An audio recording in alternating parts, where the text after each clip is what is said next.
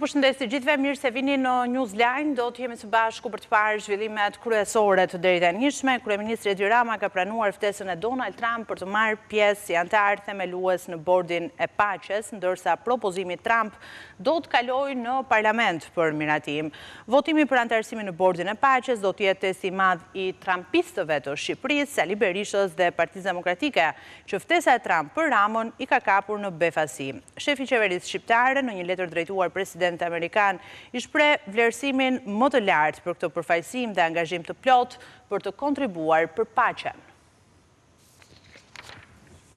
Kryeministri i Shqipërisë Edi Rama ka pranuar ftesën e presidentit të Shteteve të Bashkuara Donald Trump për të qenë antar themelues i Bordit të Paqes për Gazën, por thotë se ftesa më parë do i kalojë Parlamentit të Shqipërisë për miratim. Sot i përcolla presidentit Donald Trump përgjigjen e ftesës së tij për të marrë pjesë në Bordin e Paqes. Së shpejti angazhimi ynë do t'i përcillet Kuvendit të Shqipërisë për miratim. Pranimi i ftesës do të thotë vota pro e mazhorancës socialiste, e cila mundet edhe e vetme ta miratoj, por antarësimi në Bordin e Paqes nëpërmjet miratimit nga Parlamenti do të jetë testi i madh i trumpistëve të Shqipërisë, Sali Berishës dhe Partisë Demokratike, që ftesa e Trump për Ramën i ka kapur në befasi. Prandaj është njëkohësisht privilegj dhe nder të shpreh gatishmërinë time të plotë për të kontribuar në këtë përpjekje të rëndësishme dhe për të bërë tërësisht pjesë e një angazhimi të përbashkët, që synon ta përkthejë vizionin në veprim. Ky 20 janar shënon një vjetorin e Trump si presidenti i Shteteve të Bashkuara për herë të dytë, por brenda një viti Sali Berisha ka mbetur non grata, ndërsa Edi Rama merr ftesën prestigjioze nga vetë presidenti i Shteteve të Bashkuara për të ulur me të në Bordin e Paqes, jo si Ramaduro, por si kryeministër i Shqipërisë. Sezoni politik në kuvend nisi zyrtarisht mes mazhorancës vendosur për të ecur para me reforma dhe opozitës ende të mpir pas ftesës së Trump për Edi Ramon, shkarrozoi tezën e tyre gati 2 vjeçare Ramaduro. Mpirja e opozitës u vure në pjesëmarrjen e dobët në protestën e së hënës, ndërsa Sali Berisha për herë të parë u detyrua të pranonte se nuk e rrëzonte dot kryeministrin Edi Rama dhe se ai do të binte vetë.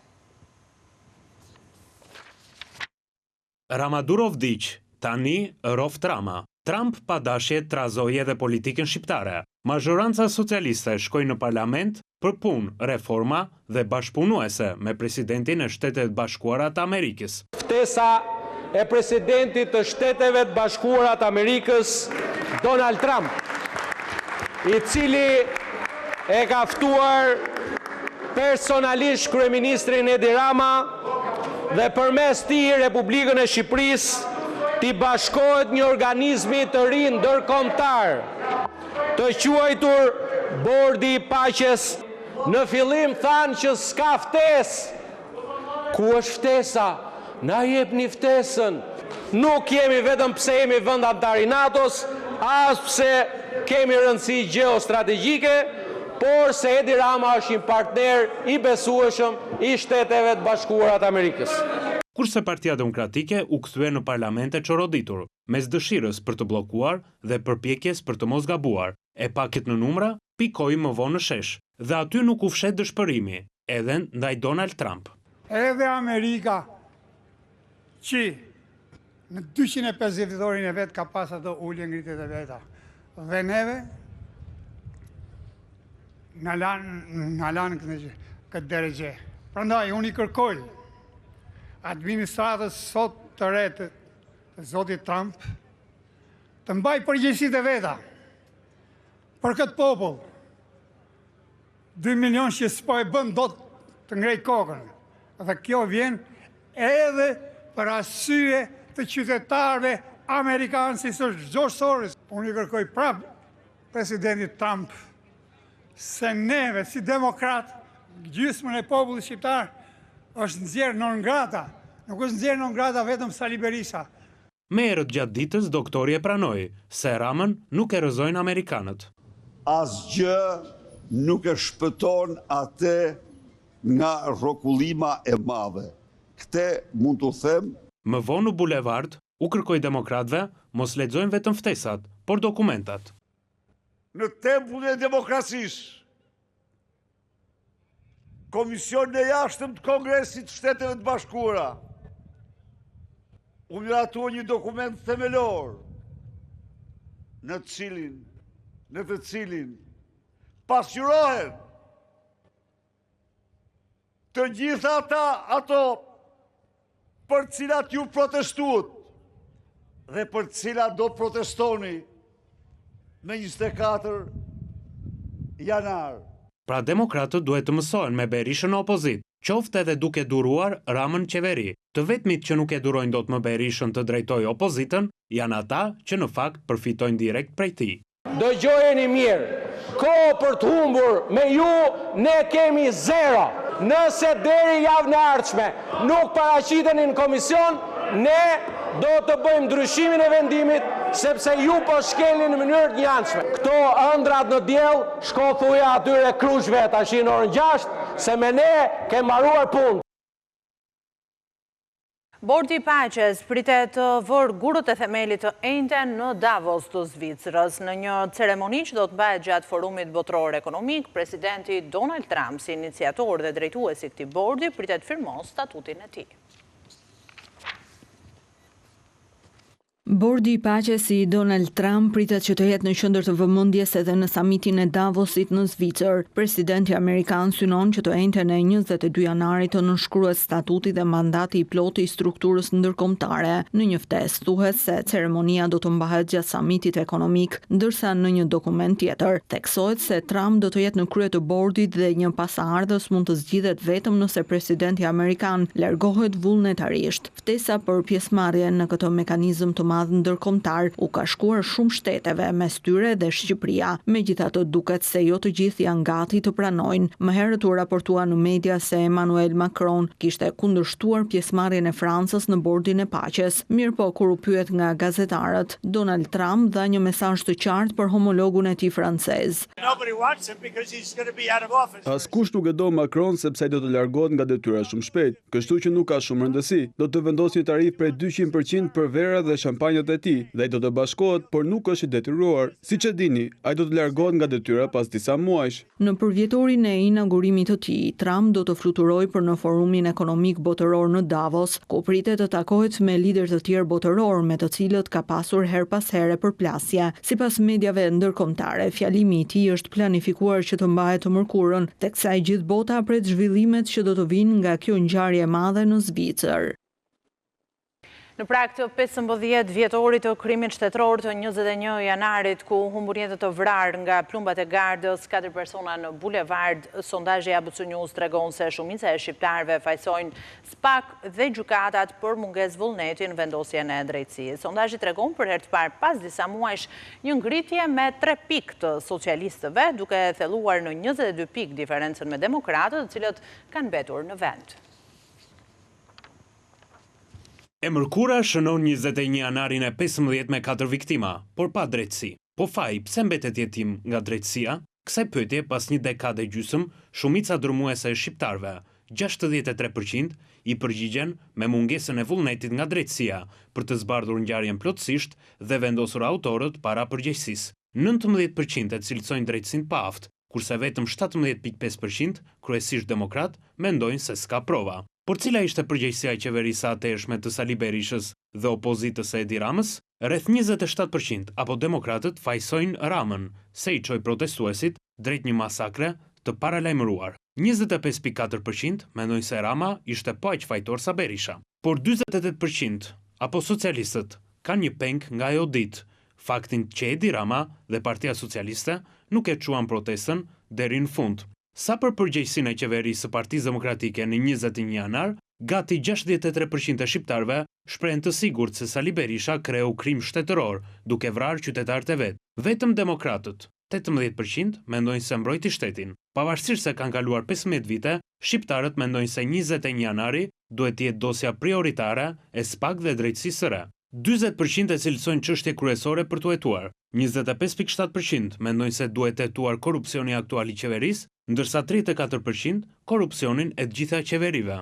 2026 nuk është një vit elektoral, po ka nisur thuajse si i tillë. Partia Socialiste nga njëra anë ecën drejt reformave dhe integrimit europian. Nga ana tjetër, Edi Rama ka marrë ftesën zyrtare nga presidenti i Shtetet Bashkuara të Amerikës, Donald Trump, për bordin e Paqes. Në fillim të këtij viti gjatë, partia e cila qeveris vendin ka shtuar mbështetje 3.2% për herë të parë pas zgjedhjeve të 11 majit, nga 44% në 47%. Partia Demokratike, e cila e nisi vitin aty ku e la, me foltore, protesta dhe revolucione, mbetet aty ku e la, në 25%. Po ashtu dhe partitë e vogla, ato mes revolucioneve imagjinare kundër Ramës dhe refuzimit të ftesave të Berishës, po treten të vetmuar. Shenjë e kësaj ishte edhe protesta e Qorit, e cila nuk ishte më pak, por as më shumë se foltoria e Sali Berishës, pak minuta më herët, poshtë dritare së kryeministrit.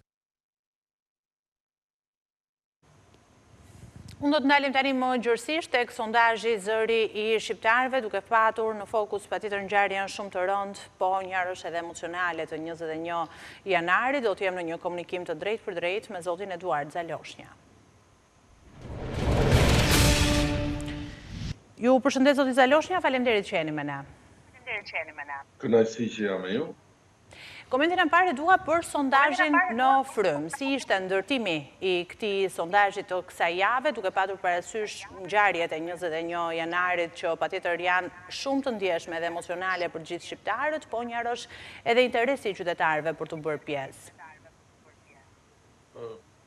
Ne zakonisht në zërin e shqiptarëve bëjmë sondazh për ngjarjet më të nxehta të javës fundit. Çdo të hënë nxjerrim problemet që mund të jenë në javën që ka kaluar.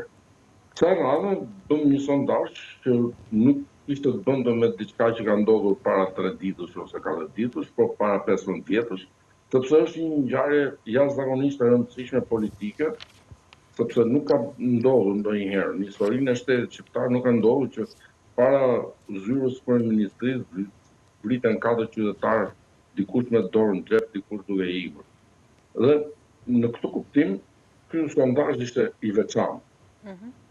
E shpërndam linkun e kryesorit, e shpërndam në mënyrë të rastësishme në më shumë numra se sa ne zakonisht e shpërndajmë, dhe i lam më shumë kohë, pra i lam 2 ditë kohë që anketuarit të plotësonin pyetësorin. Dhe interesimi ishte i madh. Patëm 1425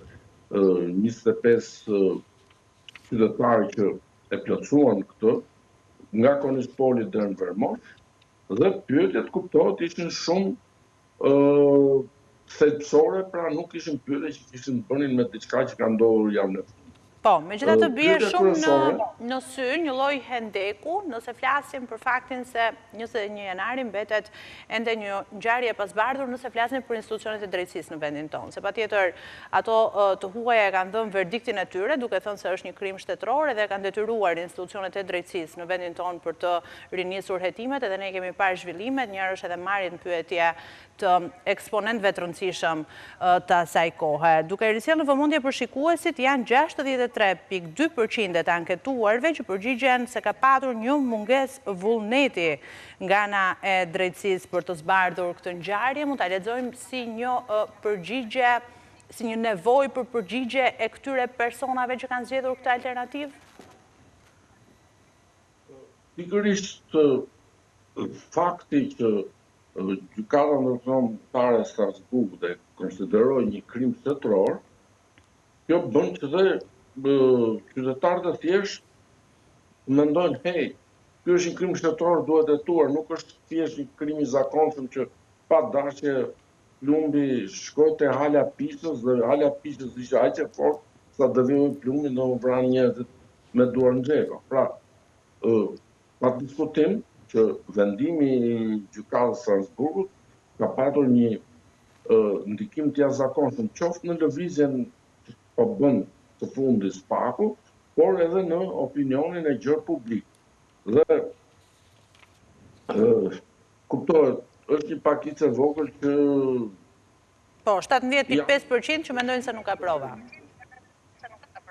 Nuk ka prova, pra ata po kuptohet, edhe ne në fakt se ne pyesim edhe për kë votuan herën e fundit në zgjedhje, dhe gjithë ata që thonë që aq pak sa janë, që nuk ka prova, faktikisht janë gjithë njerëz të anketuar që votuan për PD-n në zgjedhjet e fundit. Kështu që paramarr shumica dërmuese e popullsisë së vendit, popullsisë së rritur flasim, janë të mendimit që ose drejtësia e re nuk ka vullnet për ta zbardhur këtë çështje, ose është e paaftë.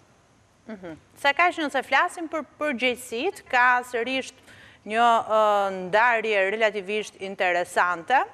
26.7% apo demokratët del në sondazh fajsojnë Edi Ramën se i çoi protestuesit drejt një masakre të paralajmëruar, 25.4% mendojnë se Rama ishte po aq fajtor sa Berisha, por janë 27.9%, sërish shohim një hendek në ndarjen e votave, apo socialistët që kanë një peng nga ajo ditë, faktin që Edi Rama dhe Partia Socialiste nuk e çuan protestën deri në fund. Si mund ta lexojmë një perceptim të tillë, zoti Zaloshnja?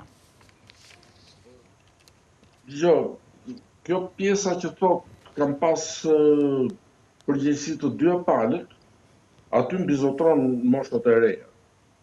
Se ne pyesim edhe për moshën, pyesim edhe për arsimin, bëjmë shumë pyetje në sondazh.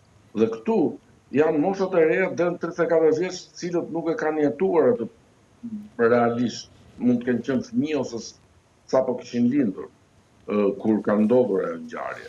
Dhe ata dominojnë, kurse kur vjen puna tek mosha mbi 34 vjeç, ndarja është shumë e qartë.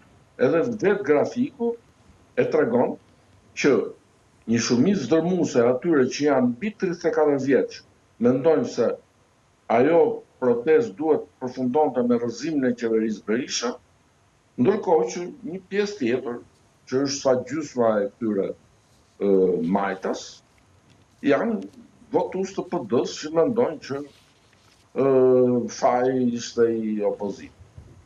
Mirë, do të mbetet për të parë në fakt se si do të shkojë gjithë çështja e 21 janarit, qoftë sa i takon drejtësisë, po nga ana tjetër edhe duke patur parasysh se jemi në prag të një përvjetori të rëndësishëm, unë dua që së bashku tani më të flasim për ato pikët politike që ju i masni për gjatë çdo jave, nga dhënat e fundit ka një rritje me 3.2 për Partinë Socialiste për herë të parë që pas zgjedhjeve të 11 majit, nga 43.9% në 47.1% dhe një mbetje në vend të Partisë Demokratike të opozitës në 25%, pavarësisht aksioneve politike që ajo ka ndërmarrë. Megjithatë, ditën e sotme ju keni patur një lexim pak më ndryshe, mund të themi, të këtyre shifrave, duke thënë konkretisht se rezulton se koalicioni Partisë Demokratike ka zbritur në kuotat e 54 votave brenda vendit për çdo 100 vota të Partisë Socialiste. Çfarë do thotë kjo? Do të na ndihmojë dhe regjia në këtë moment edhe me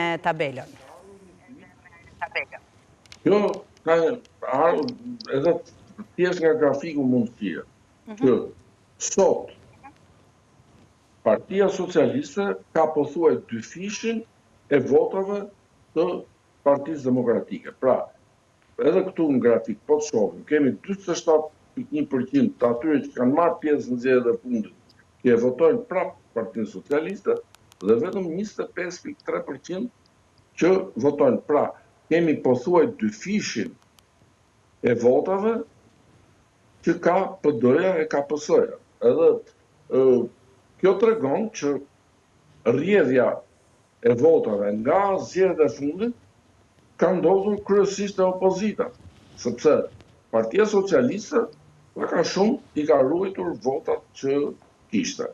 Sot Partia Socialiste ka 90% e votave që kishte para 8 muajsh. Partia Demokratike ka më pak se 3/4 e votave që e votuan para 8 muaj. Ndërsa këto partitë e vogla pastaj po thuaj se po shkrihen, po megjithatë e kanë 5%. Pra mund të themi se Partia Demokratike ka një rënje, përmes këtij leximi të fundit që ju keni bërë këtyre të dhënave sot. Partia Demokratike ka një rënje dramatike për partinë kryesore, se për partitë e vogla mund t'i kuptojmë se morën ca vota duke premtuar gjëra që si bënin dot, po bën si bën avanca njerëz. Tani, me kalimin e muajve, njerëzit e kanë kuptuar që votat e tyre që dhanë për partitë e vogla nuk kanë një vlerë të madhe. Ndërsa për partinë kryesore, opozitare, që të humbi më shumë se çerekun e votave që vetëm para 8 muajsh e votuan, është dramatike.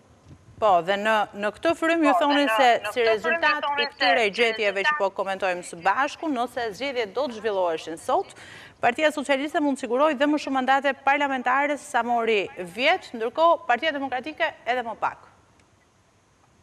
Patjetër, sepse rënja e Partisë Socialiste është shumë e vogël, është 1/10, ndërsa rënja e votave të Partisë Demokratike është më shumë se çareku, kështu që thellohet edhe më shumë ndeku, që ishte një ndek shumë i madh, mos harrojmë. Se Partia Socialiste para 8 muajsh mori 83 mandate, ndërkohë që PD-ja me atë koalicionin e vet, ADSH, mori vetëm 50. Tani ky ndek është thelluar edhe më tepër. Pra, edhe mandatet kuptohet që do thellohet se mandatet varen varësi të votave. Kështu që nëse kishim 83 me 50 raportin e mandateve në maj, sot mund të shkojë 88 me 48. E qartë. Unë ju falenderoj shumë, zoti Zaloshnja. Faleminderit që ishit me ne, po. E kuptueshme. Faleminderit shumë, kënaqësi. Ne ndalemi tani me një shkëputje, rikthehemi pas pak.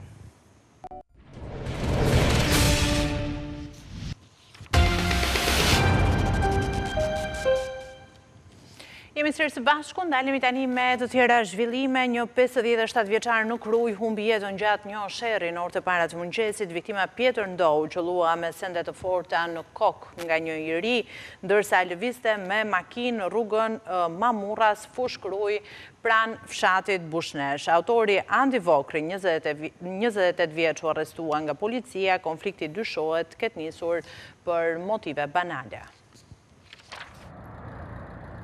Një konflikt i çastit për përparësinë e kalimit në rrugë i mori jetën një 57 vjeçarit në Kruj në orët e para të mëngjesit, Thuman Kruj, në një rrugë rurale pranë fshatit Bushnesh, pas gërvishtjes së 2 mjeteve. 28 vjeçari Andi Vokri nga Thumana ka goditur me çekiç 57 vjeçarin Petrit Ndou, i cili më pas ka humbur jetën. Fillimisht mes tyre ka pasur një konflikt verbal dhe më pas ka degraduar në konflikt fizik. Autori ka goditur disa herë me çekiç në kokë dhe trup viktimën. Çekiçi me të cilin u godit 57 vjeçari u gjend në vetngjarje nga grupi hetimor. I ri u arrestua nga uniformat blu me njëra pas ngjarjes, ndërsa pritet të merret në pyetje nga grupi hetimor. Në komisariat janë shoqëruar familjarët e autorit dhe persona të tjerë që mund të kenë dieni në lidhje me ngjarjen e rëndë.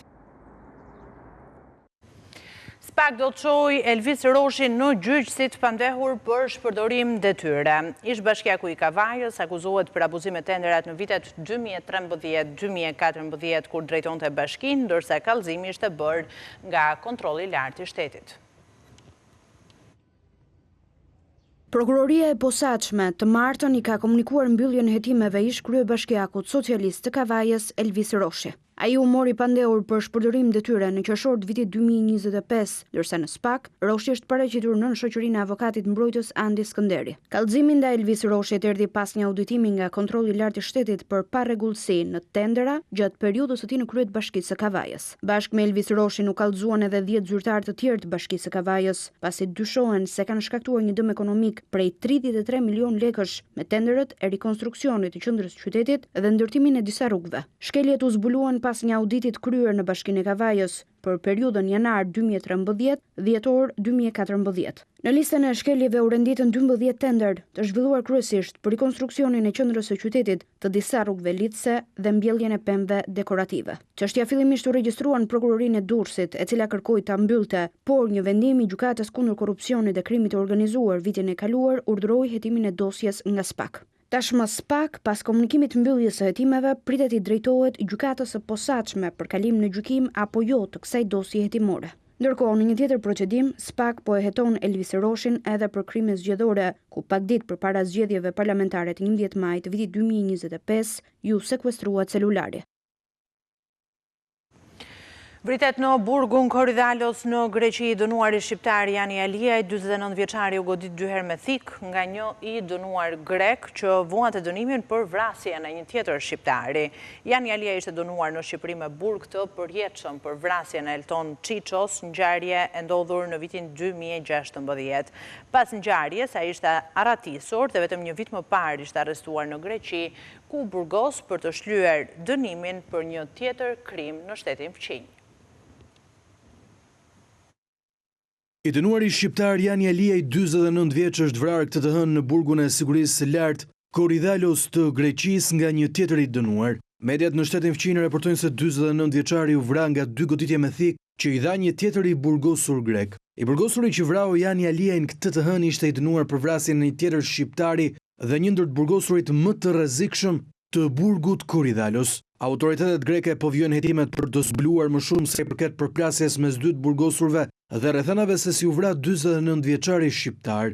Jani Aliaj nga Tepelena ishte personi shpallur në kërkim në Shqipëri dhe i dënuar në mungesë me burgim të përjetshëm për vrasjen e Elton Çiços në 1 maj të vitit 2016 në zonën e ish-bllokut në Tiranë. Ai rezultonte i kërkuar edhe për një tjetër ngjarje të ndodhur në vitin 2015 në Përmet, ku tentativa e vjedhjes së një sasie të madhe marijuane përfundoi me persona të plagosur. Mbi këtë ngjarje ndaj 49 vjeçarit rëndonin 3 akuza. Jani Aliaj u arrestua në Greqi në 31 dhjetor të vitit 2024 me identitet të rrem, pasi ishte në kërkim në shtetin fëqin, si pasojë e arratisjes nga burgu i Korfuzit, ku po vuante dënimin për vrasjen e një tjetër shtetësi shqiptar atje. Ai ishte dënuar edhe për vepra të tjera penale si plagosje e rëndë dhe armbajtje pa leje, ngjarje këto të ndodhura në Athinë në vitin 2006. 49 vjeçarit nga Tepelena i kishte mbetur të vuante edhe një vit burg në Greqi përpara se të ekstradohej drejt Shqipërisë. Jani Aliaj kishte shpëtuar në të shkuarën 2 atentateve me armë zjarri në Tiranë dhe Gjirokastër, si dhe një sulmi të mëparshëm me thikë në burgun e Korydallos në Greqi. ABC News ka ndryshuar kanal. Si ta gjeni? E thjesht.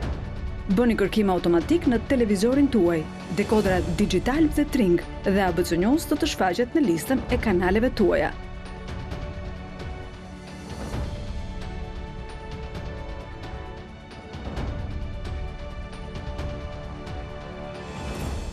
Ne jemi kudo.